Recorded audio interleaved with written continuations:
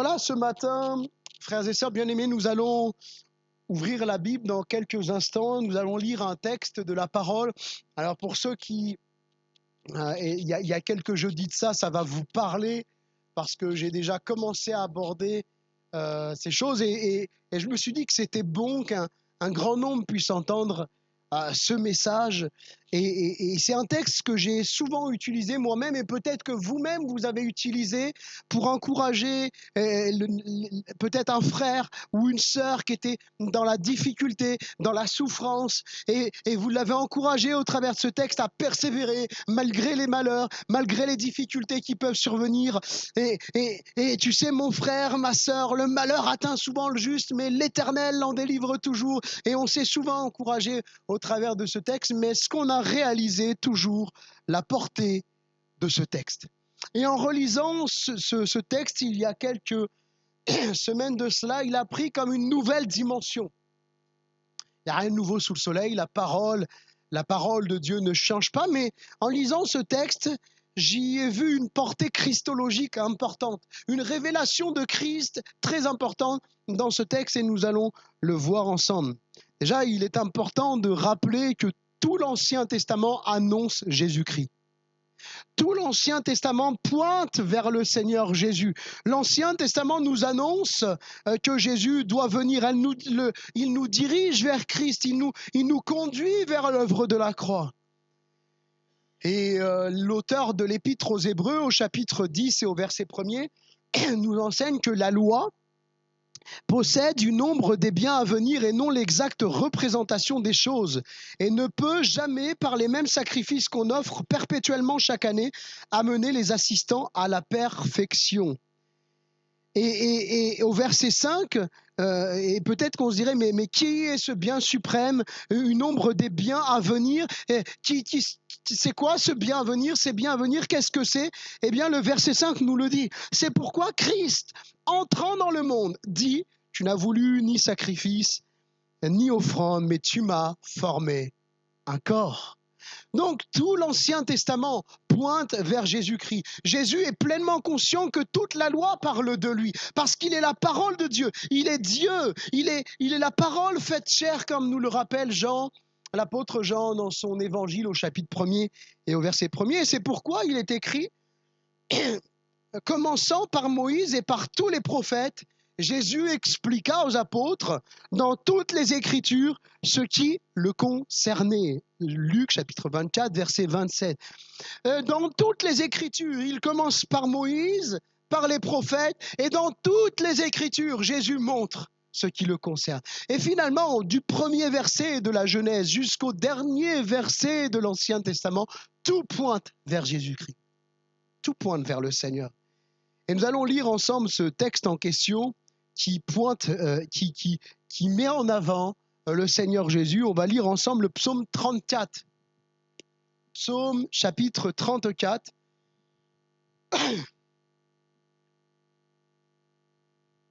Et ça pourrait nous sembler peut-être même étrange. Parce que déjà le premier verset dresse le contexte et nous dit que c'est un psaume de David lorsqu'il fit l'insensé, le fou, en présence d'Abimélec et qu'il s'en alla chassé par lui. Et on pourrait se dire déjà, mais comment ce texte peut-il parler de la venue de Jésus alors que David écrit ce psaume dans un contexte très particulier où il a été obligé de faire le fou pour sauver sa vie. Mais pourtant, Dieu parle tantôt d'une manière, tantôt d'une autre. À nous, frères et sœurs, d'y prendre garde et nous allons continuer la lecture. Je bénirai, verset 2, je bénirai l'Éternel en tout temps. Sa louange sera toujours dans ma bouche. Que mon âme se glorifie en l'Éternel. Que les malheureux écoutent et se réjouissent.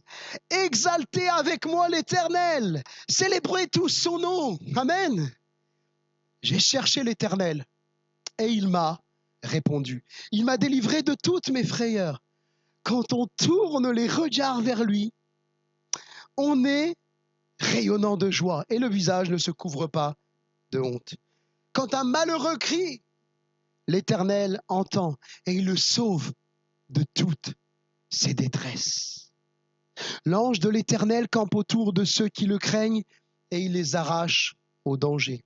Sentez et voyez combien l'Éternel est bon. Heureux l'homme qui cherche en lui son refuge. Craignez l'Éternel, vous ses saints, car rien ne manque à ceux qui le craignent. Les lionceaux éprouvent la disette et la faim, mais ceux qui cherchent l'Éternel ne sont privés d'aucun bien. Venez mes fils, écoutez-moi, je vous enseignerai la crainte de l'Éternel.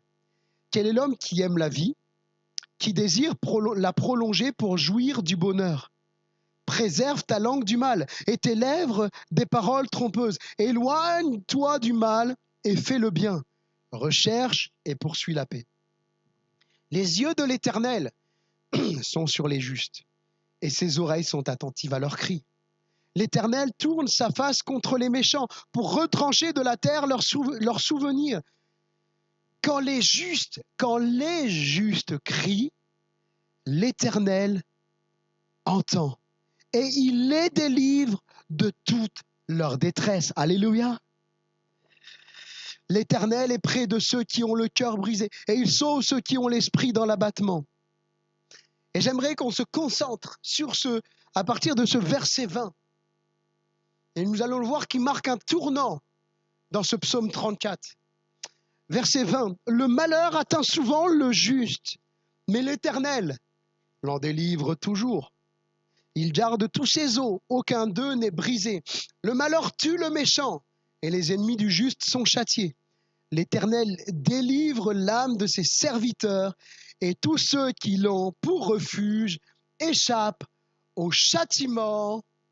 Amen. Gloire à Dieu.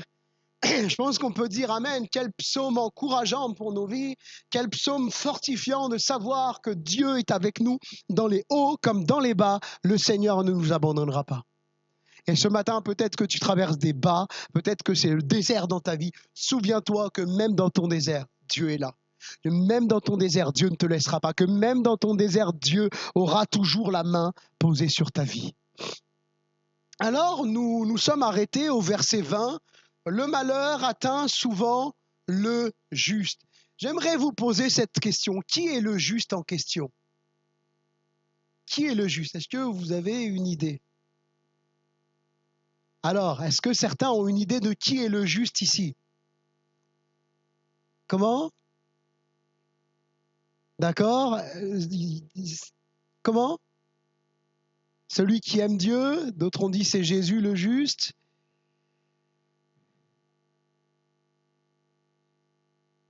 Celui qui veut être juste, celui qui fait la volonté de Dieu. On a plusieurs réponses. Merci pour les réponses de chacun. À première lecture, à chaud, c'est vrai qu'on aurait tendance à répondre, mais le juste, c'est le chrétien. C'est celui qui marche justifié par Jésus, qui marche et qui fait la volonté de Dieu, qui est dans le plan de Dieu. Mais le premier point, c'est que j'aimerais faire avec vous une distinction entre les justes et le juste. Entre les justes et le juste. Et j'ai toujours cru, en lisant ce texte, et j'ai toujours répondu également qu'il s'agissait des chrétiens. Le malheur atteint souvent le juste. Nous qui avons été justifiés par Jésus, nous sommes les justes. Nous sommes les justes.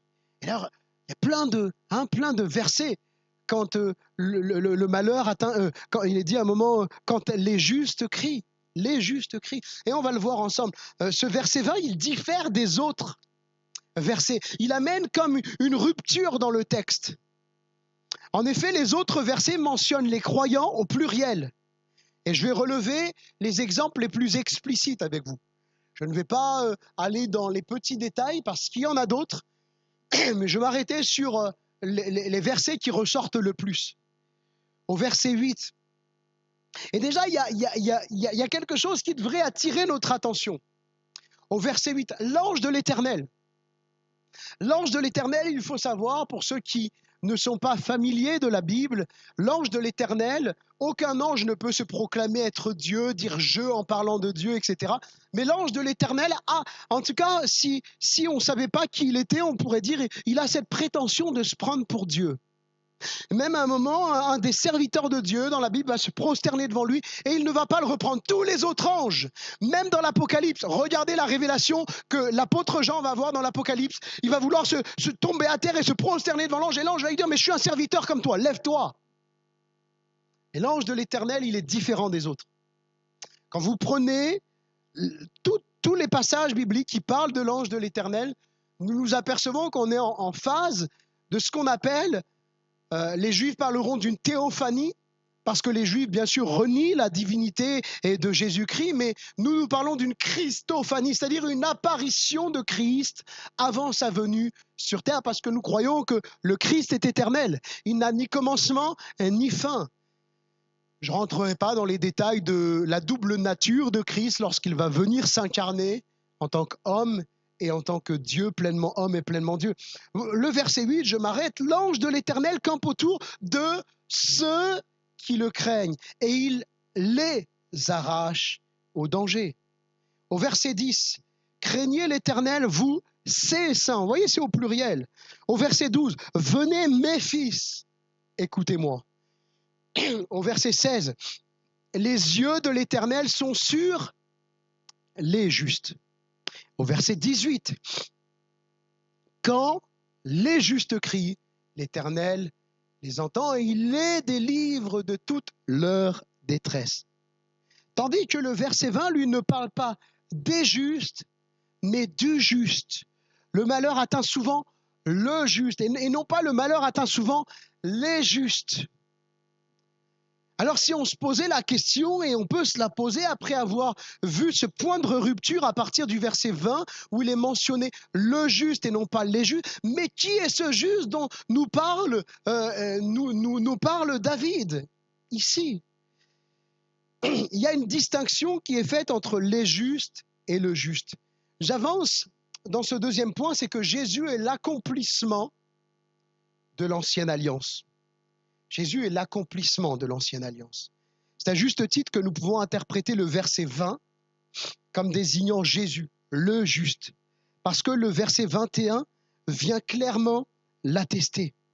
En effet, de vouloir dire que le juste concernerait le chrétien, cela voudrait dire, merci pour le verset, super, cela voudrait dire qu'aucun chrétien ne pourra avoir une fracture. Désolé pour toi, Marie-France, on t'aime bien, mais aucun des chrétiens ne devrait avoir une fracture. Impossible, parce que le juste, il garde tous ses os, aucun d'eux n'est brisé. Vous voyez bien, quand on veut interpréter la Bible, on doit l'interpréter dans son contexte global. On ne peut pas dire, oui, mais ça me concerne, ça me concerne. Il faut vraiment interpréter la Bible dans sa globalité. Donc, qui est ce juste dont il est parlé? Il garde tous ses os, aucun d'eux n'est brisé. Alors, j'ai lu une multitude de commentaires. Une multitude, ça met un grand mot. J'ai lu de nombreux commentaires bibliques sur ce sujet, cherchant des éléments pour voir un peu ce que les commentateurs disaient à ce sujet. Ils mettent souvent l'accent sur le chrétien, comme nous le faisons souvent, sur la délivrance que Dieu accorde. Et en fait, finalement, quand on regarde le psaume 34, on n'a même pas besoin de ce verset pour parler de la délivrance que Dieu accorde aux chrétiens, n'est-ce pas? Tout le psaume 34 s'adresse quasiment aux justes, au pluriel, aux justes, aux chrétiens. Et certes, Dieu prend soin de ses enfants, je suis totalement d'accord avec vous, mais interpréter ce texte comme étant premièrement destiné aux croyants, sans mentionner la portée christologique de ce verset, c'est à mon sens une erreur exégétique, c'est-à-dire une erreur d'interprétation du texte, que moi-même j'ai faite pendant bien des années. Je ne dis pas qu'on peut, mais l'ensemble du psaume 34 nous suffit pour s'encourager finalement.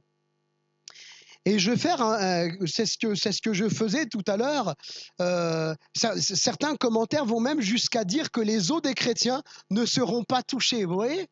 Et ce que j'ai fait là, ce qu'on appelle du reductio ad absurdum, du raisonnement par l'absurde, finalement, il y en a vraiment qui le pensent. Il y a des commentateurs qui disaient mais que Dieu prend soin de nous tellement dans notre être entier que même nos os sont préservés.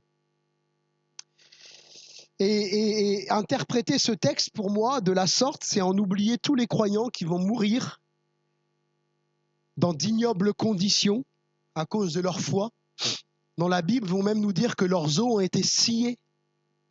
Ils vont être décapités, ils vont être, excusez-moi d'être très cru, mais c'est une réalité à cause de leur foi. Donc ça veut dire quoi? Que Dieu n'a pas veillé sur leurs os? Ça veut dire qu'ils n'étaient pas vraiment des chrétiens? Bien sûr que non, on peut pas interpréter de la sorte.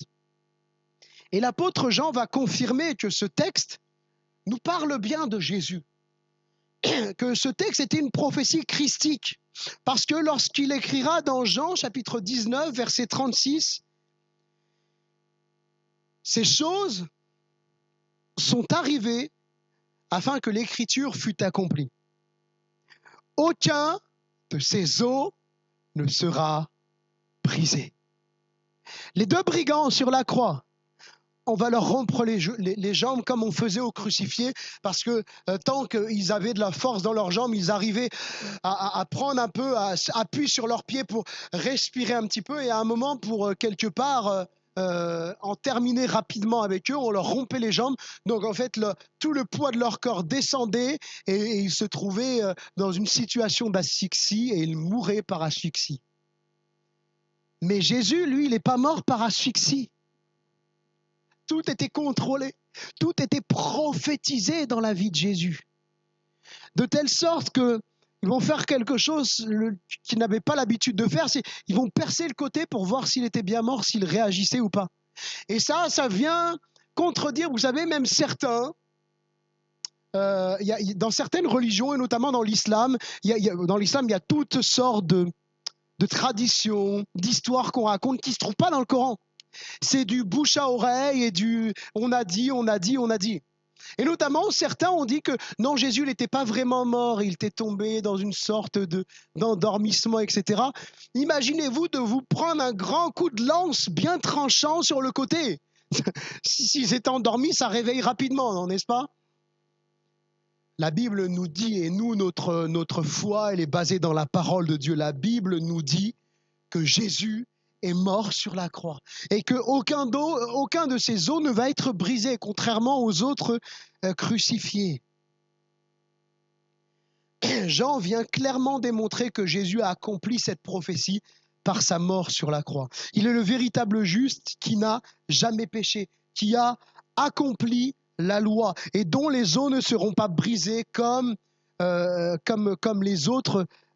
C'était le sort, comme je le disais, qu'on réservait traditionnellement aux crucifiés. Jésus a accompli parfaitement, frères et sœurs, l'ancienne alliance, dans les moindres détails. Il dira en Matthieu chapitre 5, verset 17,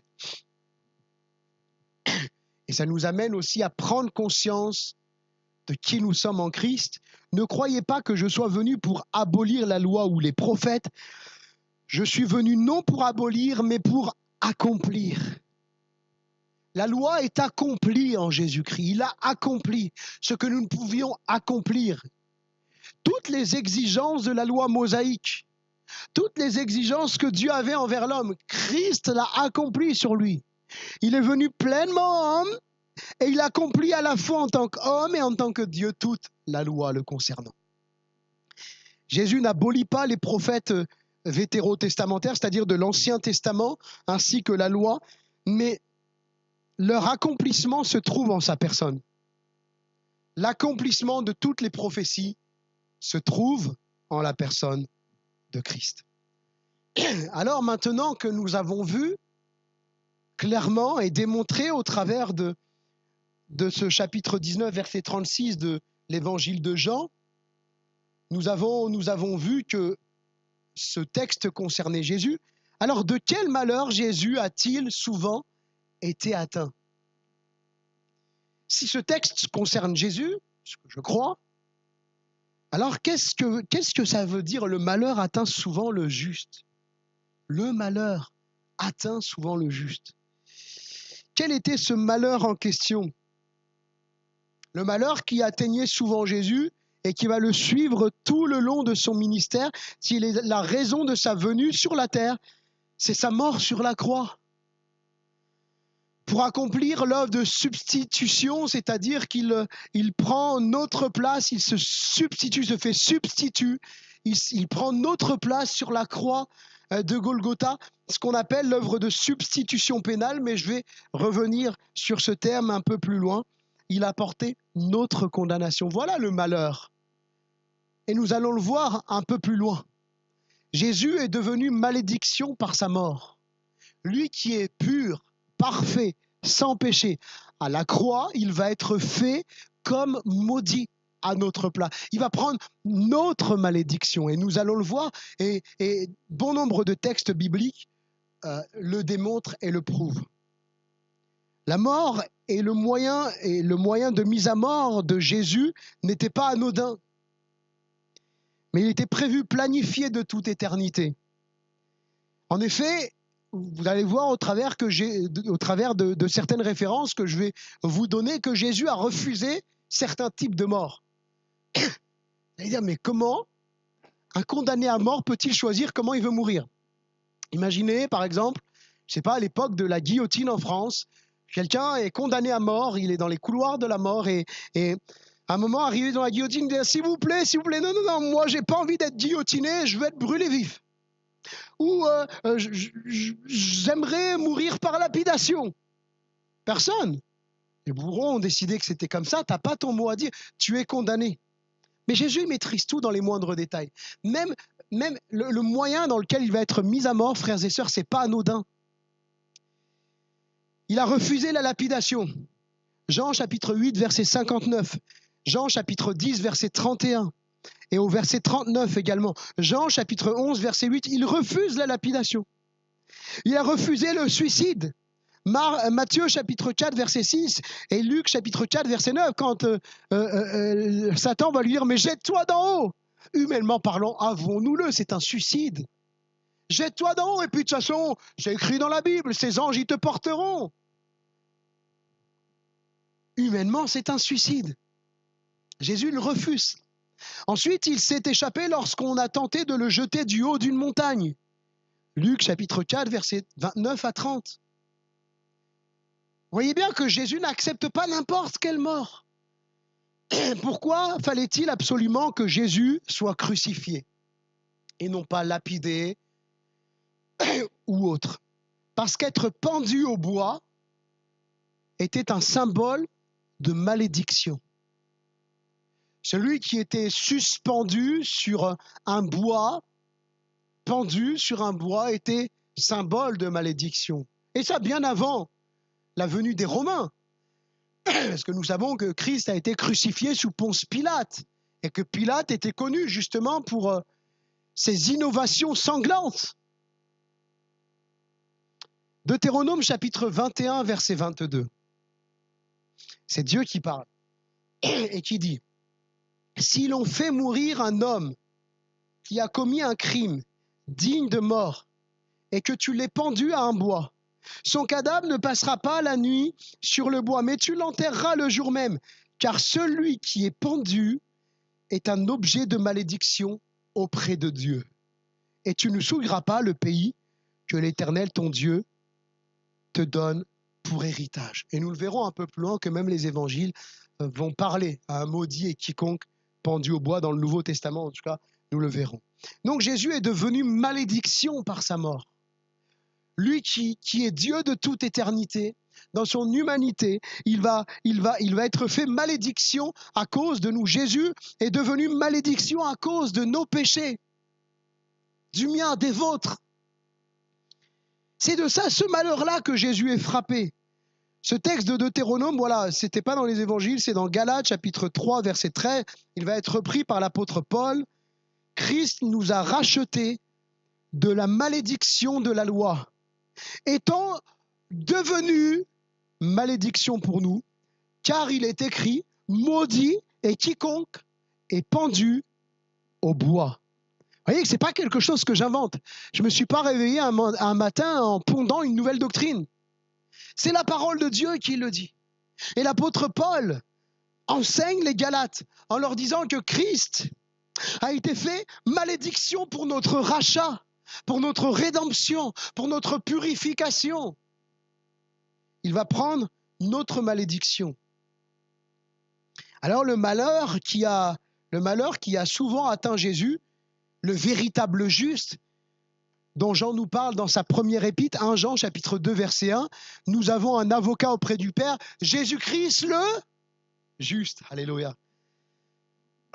C'est qu'il est venu, le malheur atteint souvent le juste, c'est qu'il est venu pour prendre notre malédiction. Il est devenu malédiction pour que nous soyons déclarés justes. Il a été fait injuste, de juste qu'il était pour que nous soyons déclarés justes. Il est juste de toute éternité, Jésus. Mais sur la croix, il prend notre injustice. Il prend notre péché, notre malédiction. J'en arrive à ce point dont je vous parlais tout à l'heure de l'œuvre de la substitution pénale de Christ. En théologie, c'est comme ça qu'on nomme l'œuvre de Jésus, la substitution pénale. Alors à quoi se réfère cette doctrine? Il y a substitution pénale lorsque quelqu'un se substitue légalement à un autre pour porter à sa place le châtiment mérité par ce dernier, alors qu'il n'a pas mérité pour lui-même ce châtiment. Il s'agit d'une substitution parce qu'il prend leur place, se substitue à eux. Jésus se fait comme notre représentant. C'est comme si nous étions condamnés à mort. Nous nous approchons de la guillotine ou ce que vous voulez, de la chaise électrique, ce que vous voulez. Et il y a quelqu'un qui s'approche. Non, j'y vais à sa place. J'y vais à sa place. Et c'est ce que Jésus va faire. Imaginez que vous soyez endetté jusqu'au cou. Vous êtes endetté jusqu'au cou, vous êtes en interdit bancaire. C'est vraiment la misère de misère.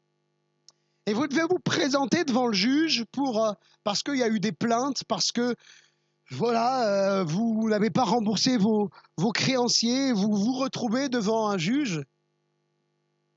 Et un homme que vous ne connaissiez pas jusqu'alors, parce que nous ne connaissions pas Dieu, nous étions sans espérance et sans Dieu, la Bible nous dit. Un homme se lève au milieu des jurés, au milieu des gens qui sont là, et qui dit non, c'est pas lui qui vient à la barre, c'est moi qui viens. Je reconnais que toutes ces dettes, vous les mettez sur moi. Et c'est ce que Jésus va faire. L'œuvre de substitution pénale, c'est ça. Vous voyez, il y a un décret divin qui est déclaré. Nous devons être mis à mort à cause de notre péché. Et le Christ va venir comme représentant, il va prendre notre place. C'est ainsi que Jésus fait l'expiation, le pardon de nos péchés, tel que Ésaïe chapitre 53 verset 5 le décrit. Il était blessé pour nos péchés, brisé pour nos iniquités. Le châtiment qui nous donne la paix est tombé sur lui. Le châtiment qui nous donne la paix est tombé sur lui. Et c'est par ces meurtrissures, littéralement, que nous sommes sauvés, guéris de la maladie du péché, sauvés. Et en mourant, il est évident que quand on revient au psaume 34, si on se demande, peut-être vous demandez-vous, mais où est enseignée cette doctrine de la substitution pénale? Le malheur atteint souvent le juste, l'Éternel l'en délivre toujours. Ok, mais après? Eh bien, regardons ensemble. Allons voir que Jésus est l'innocent qui se fait méchant. Il a été fait malédiction, il a été fait péché à cause de nous. Au verset 22 et 23, le malheur tue le méchant. Et les ennemis du juste sont châtiés. L'Éternel délivre l'âme de ses serviteurs et tous ceux qui l'ont pour refuge échappent au châtiment. C'est ce que nous dit Ésaïe 53. Le châtiment qui nous donne la paix est tombé sur lui. Et il est évident que Jésus n'était pas méchant. Il n'a commis aucun péché. Comme le dit Jean chapitre 8 verset 46. Alors pourquoi appliquer ce verset qui parle du méchant à Jésus ? Eh bien, en mourant sur la croix, Jésus va porter notre méchanceté, notre malédiction. Il va être tué, mis à mort à cause de notre méchanceté, à cause de nos péchés. Il va être le substitut, c'est-à-dire qu'il va porter l'insupportable châtiment divin à notre place, bien qu'il fût parfaitement juste et sans péché. Il est resté juste, bien qu'il s'est fait pécher. il prend notre place comme substitut, tout en restant pur et sans péché. C'est le mystère de la substitution pénale. Et c'est ainsi que l'exprime 2 Corinthiens chapitre 5 verset 21. Celui qui n'a pas connu le péché, il n'a pas connu, c'est clair. On ne peut pas dire que Jésus était pécheur. Même sur la croix, il est interdit de dire que Jésus était pécheur. Il n'était pas pécheur, il s'est fait pécher, il a pris. C'est comme si il prend le péché sur nous. Mais même sur la croix, il ne pêche pas. Et si vous avez un doute, regardez, bien qu'il porte nos péchés, il est pris de nos péchés. C'est comme si on écrivait péché sur lui. Il a été fait péché pour nous, mais regardez, s'il avait péché, s'il était devenu pécheur, n'aurait-il pas insulté ses bourreaux? N'aurait-il pas commencé à dire des noms d'oiseaux à ses bourreaux et commencé à... Mais il ne le fait pas, il pardonne ses bourreaux. Il pardonne ses bourreaux. Celui qui n'a pas connu le péché, il l'a fait devenir péché pour nous, afin que nous devenions justice de Dieu. En lui, nous devenions justice de Dieu. Jésus était innocent de tout mal. Il ne va pas pécher, mais il va accepter d'être traité comme un pécheur. Il va accepter de prendre la malédiction du pécheur. Il va accepter de prendre sur lui la colère de Dieu. Il va accepter, lui, vous savez, comme je disais, il est pleinement homme et pleinement Dieu, et dans sa nature humaine, sur la croix, il va sentir le regard de Dieu se détourner de lui. C'est-à-dire que Dieu abandonne le pécheur à son péché. Le pécheur est condamné à cause de son péché. Et Jésus va sentir même cet abandon-là, à tel point qu'il a dit, mon Dieu, pourquoi m'as-tu abandonné? Lui qui pouvait appeler Dieu son Père, il l'appelle mon Dieu. Il prend cet abandon, cette colère de Dieu qui est, comme la Bible dit, sur les fils de la rébellion. Et nous étions tous des fils de la rébellion. Nous étions tous des rebelles par nature. Et Jésus, là, il accepte pendant un moment, pendant un instant, de sentir la désapprobation de Dieu, de sentir le regard de Dieu s'éloigner de lui. À cause du péché qu'il prend. Non pas qu'il ait péché, mais il se fait pécher. J'espère que vous saisissez bien ce que je veux dire et que mes propos ne portent pas à confusion. Parce que c'est une doctrine, certes, on le vit, on le sait, mais pas toujours évident à expliquer.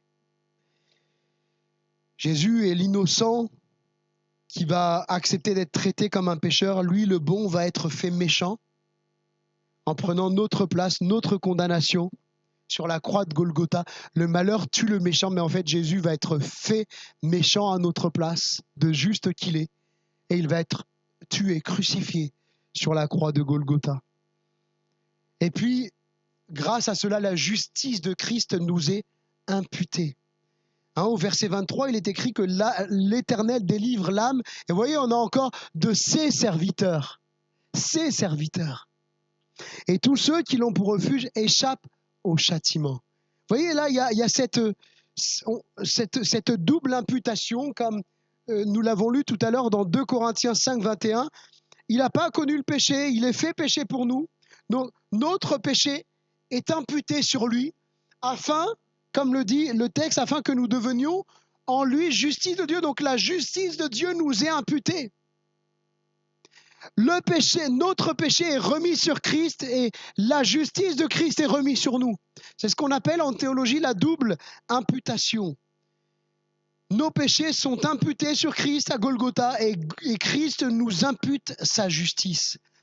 Ce texte nous assure que ceux qui ont placé leur refuge en Jésus, nous qui nous sommes repentis de nos péchés, notre âme est délivrée de la mort, des tourments éternels, parce que la justice de Christ nous a été imputée. Ceux qui l'ont pour refuge échappent au châtiment. Ainsi, nous ne sommes plus déclarés pécheurs, mais justes par Jésus. Celui qui est en Christ, il ne pratique plus volontairement le péché. Il ne prend plus plaisir dans le péché, Oui, on bronche tous d'une manière ou d'une autre, mais notre volonté, c'est pas de rester dans notre péché. Et quand quelqu'un a cette volonté de rester dans son péché et s'y accroche, il doit se poser des questions. Vraiment, vraiment, vraiment, vraiment, il doit se poser des questions. Parce que le chrétien ne se plaît pas dans son péché. Le véritable chrétien né de nouveau, je parle du véritable chrétien né de nouveau, en qui Christ vit. Christ a mis en lui le vouloir et le faire divin, selon son bon plaisir. Donc la volonté, le vouloir du chrétien, c'est plus de rester dans son péché, mais c'est de s'en détourner. Et des fois, il va se battre, il va se débattre contre son péché. Des fois, ça va être long, pénible, mais il a cette volonté, il est déterminé, il ne veut plus pécher, il en a assez de péché. Il a en horreur le péché. C'est ça qui démarque le vrai chrétien du faux chrétien. Nous ne sommes plus déclarés pécheurs, alléluia, mais nous sommes déclarés justes. Parce que le malheur a atteint le juste. Il a été frappé à cause de nous, comme le dit la parole de Dieu. Et puis je termine par ce dernier point, avant de conclure. La repentance et la foi, c'est une nécessité pour échapper au jugement divin. L'évangile qui ne mentionne pas la condamnation du péché, qui ne mentionne pas le jugement de Dieu sur le pécheur, ce n'est pas l'évangile. C'est pas l'évangile. C'est un autre évangile, mais c'est pas l'évangile. Jésus va dire « Repentez-vous, car le royaume de Dieu est proche ». D'autres textes vont nous dire « Repentez-vous afin que vos péchés soient pardonnés ». La Bible nous dit que tous sont péchés, sont privés de la gloire de Dieu, sont placés sous la colère divine. Au verset 22, il est écrit de ce psaume 34, il est écrit « Les ennemis du juste sont châtiés ». Et au verset 23, que tous ceux qui l'ont pour refuge échappent au châtiment. Les ennemis du juste sont châtiés. Mais c'est qui les ennemis du juste? C'est en réalité chacun d'entre nous qui vivons loin de Dieu. Parce que la Bible nous enseigne que nous sommes tous pécheurs, comme je le disais dans Romains chapitre 3, verset 23, tous ont péché et sont privés, séparés de la gloire de Dieu. Et donc nous sommes ennemis de Dieu à cause de notre péché. Je vous donne quelques références à la volée, nous n'aurons pas le temps de les lire, mais vous trouverez ça dans Colossiens, chapitre 1er, verset 21, et au chapitre 3, verset 6. La Bible dit que celui qui pêche est du diable. 1 Jean, chapitre 3, verset 8. Et le diable est ennemi de Dieu, donc nous sommes ennemis de Dieu. Nous qui vivons sans Jésus, nous qui ne nous sommes pas repentis de nos péchés, ceux qui ne se sont pas repentis de leurs péchés vivent loin de Dieu et sont comme ennemis de Dieu.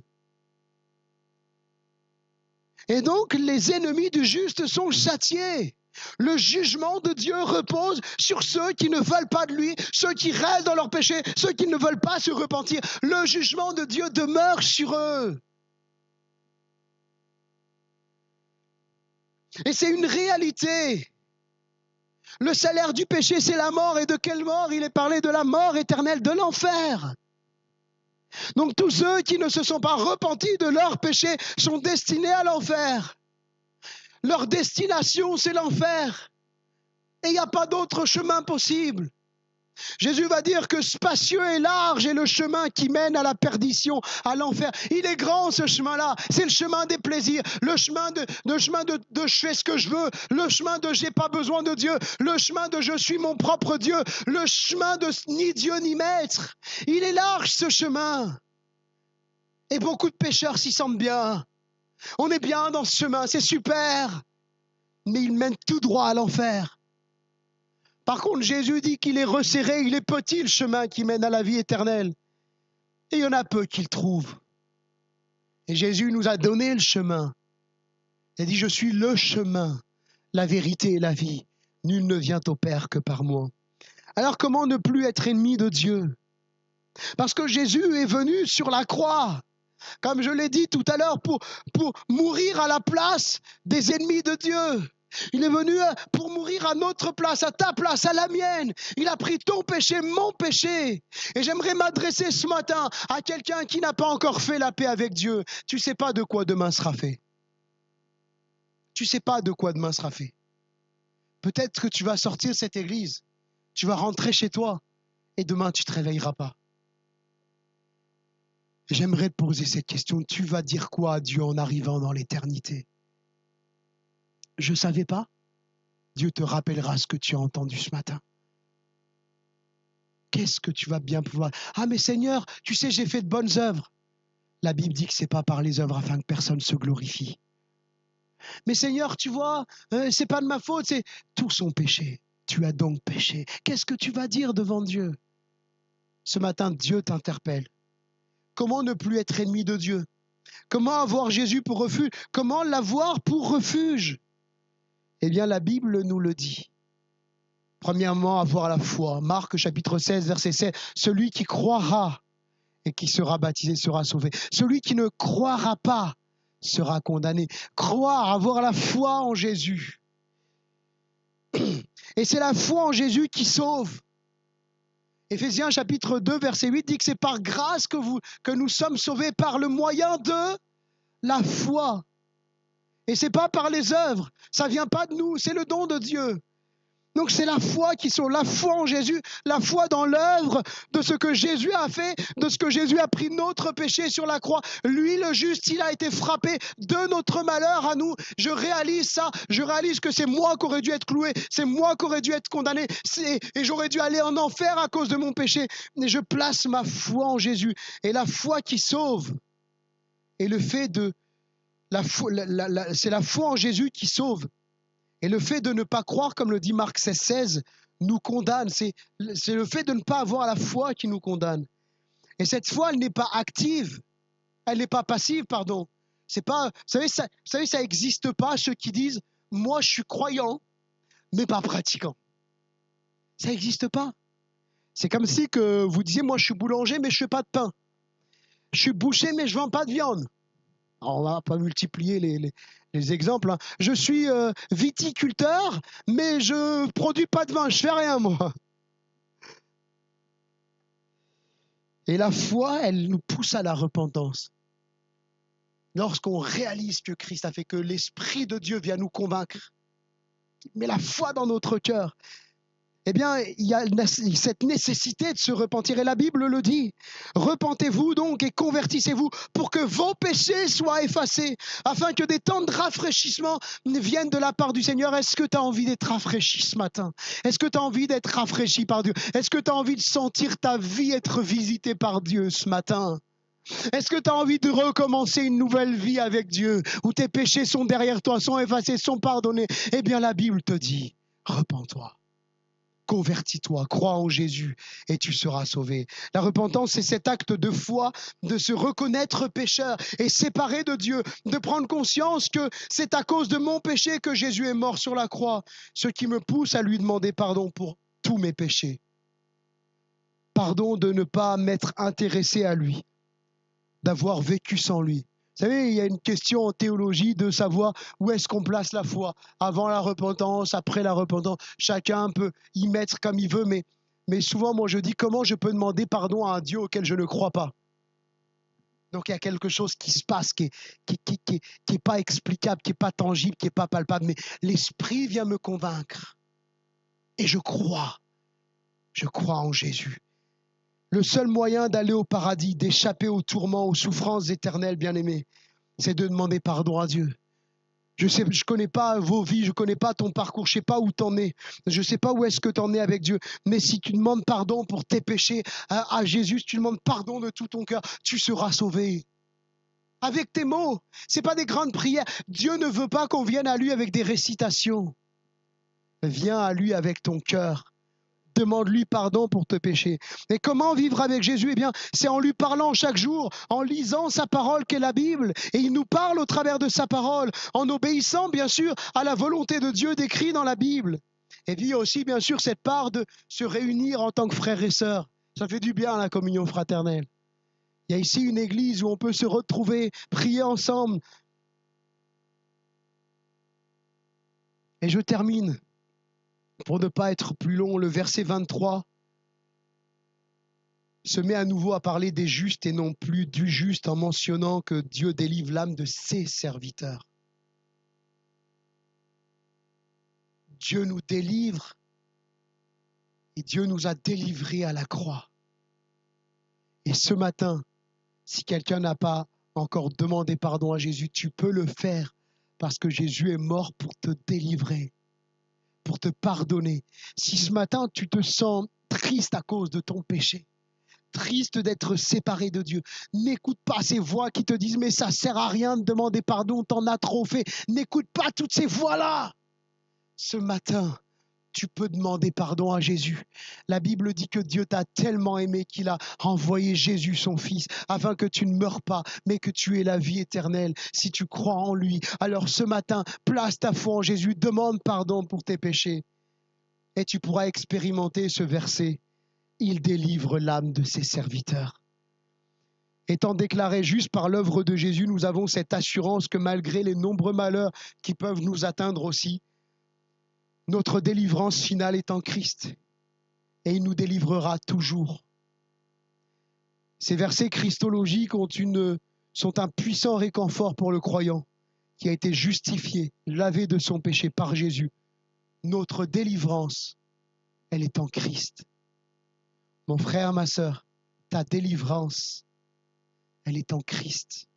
Même si c'est difficile, souviens-toi, même dans l'épreuve, que ta délivrance, elle est en Jésus le juste. Amen.